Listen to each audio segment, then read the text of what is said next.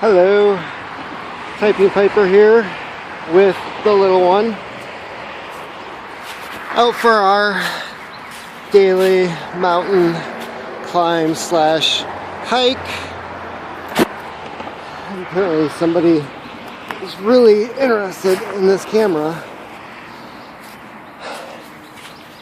So earlier today, recorded the latest podcast episode. And I will be editing that when we get back to the house. Had a few other stops to make. And what's been going on with me? It's been a heck of a weekend. A lot of traveling. Looks like I spooked a deer. A lot of traveling. Visit family, some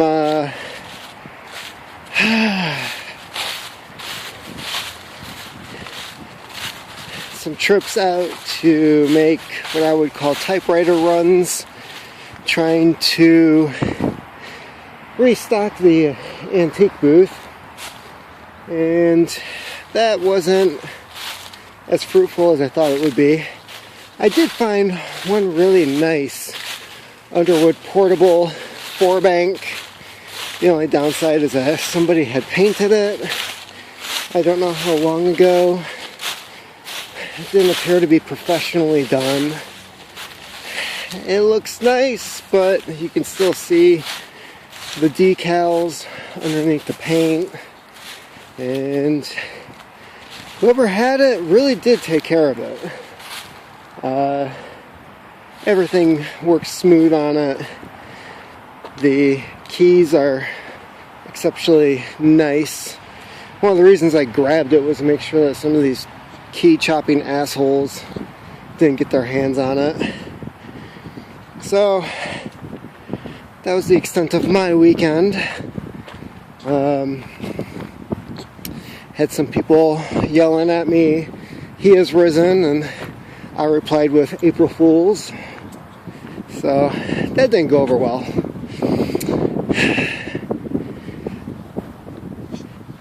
So my recent podcast has a lot to do with the current situation with the petrodollar being replaced by the Chinese petro Yuan.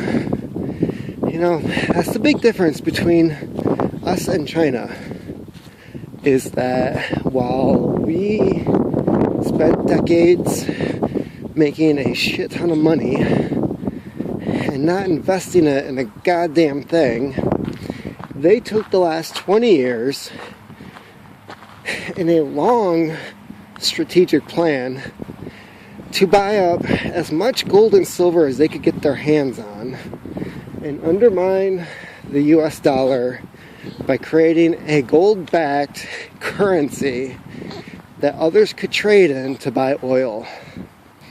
That's huge. That was the only factor keeping the dollar alive. So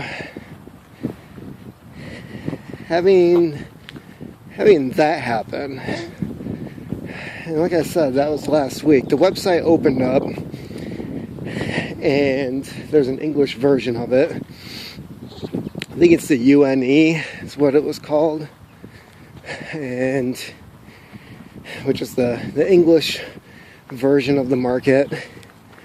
And within the first hour, they had over $10 billion in trade happening, all in the Yuan. So that doesn't really seem as much as you would expect with oil futures. You would expect a lot more, but keep in mind that this is a still infant system, really young. It doesn't have the traditional backing reputation as the established market, But by the end of the day, you had over $500 billion in trades happening. And the Chinese have every possible type of oil available. So, originally this agreement was between Iran, China, and Russia. But already within the first day, you were seeing other countries joining in and doing these trades in the Chinese yuan. The last couple weeks, major Chinese banks had been getting rid of the US dollar, dumping it, trading it in to get the yuan back because they weren't going to need it anymore. And why wouldn't they? I mean, if you're a Chinese bank and you want to invest in oil that your country is selling and buying, why wouldn't you want to do it in your own currency? So the rest of the world is taking out the middleman. And that's the problem with our whole system.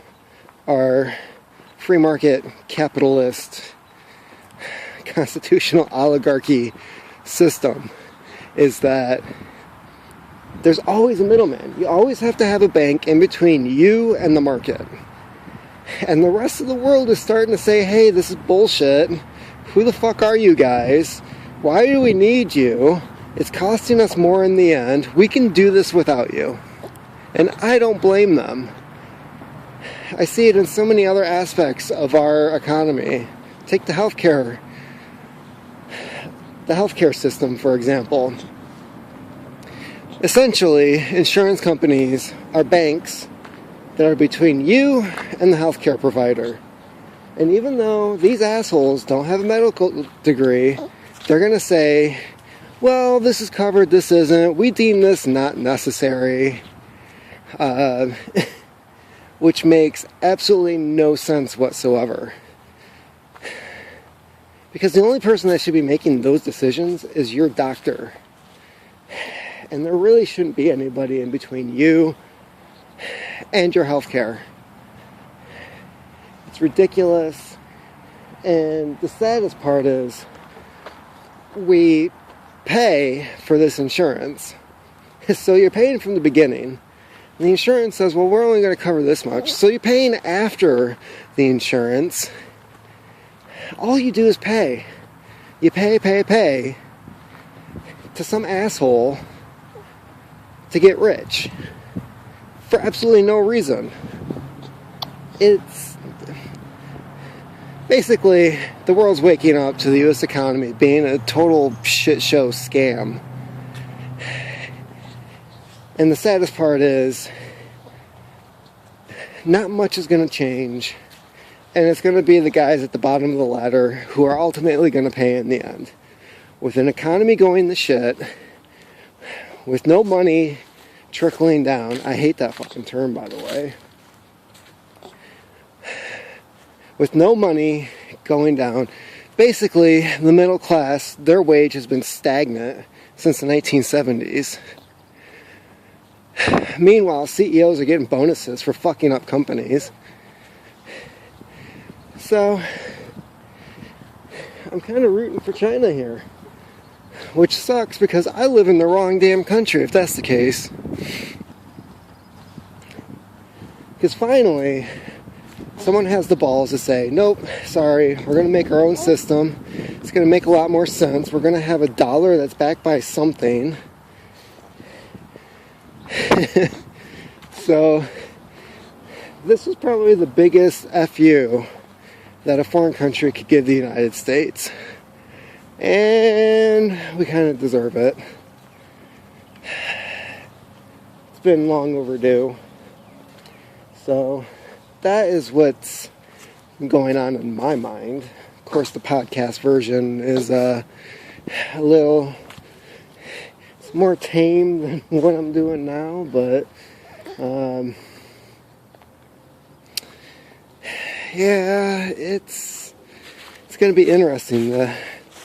This next year is going to be very interesting with seeing how the Trump administration handles all this. This whole tariff war, this trade war that he started. Good luck with that. We are so screwed.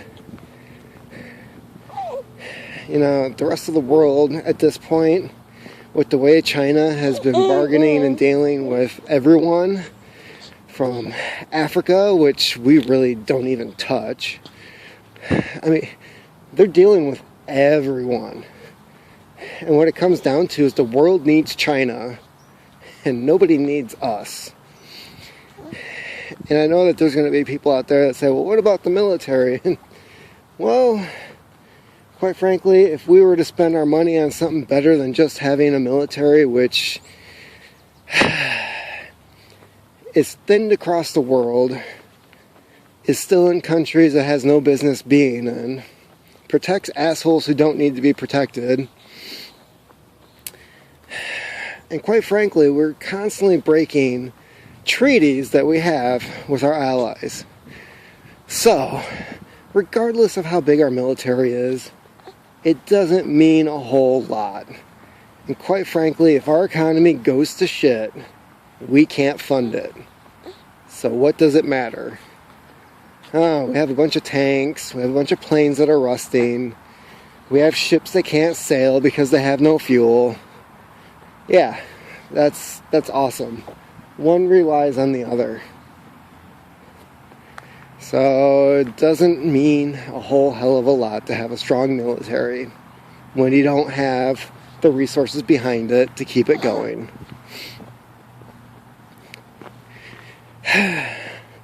So that is what has been on my mind lately. Trying to figure out what's going to happen with the US dollar. Trying to plan ahead to figure out what's my best options, being a poor guy in a bad neighborhood with a kid who is going to have to grow up with all these repercussions.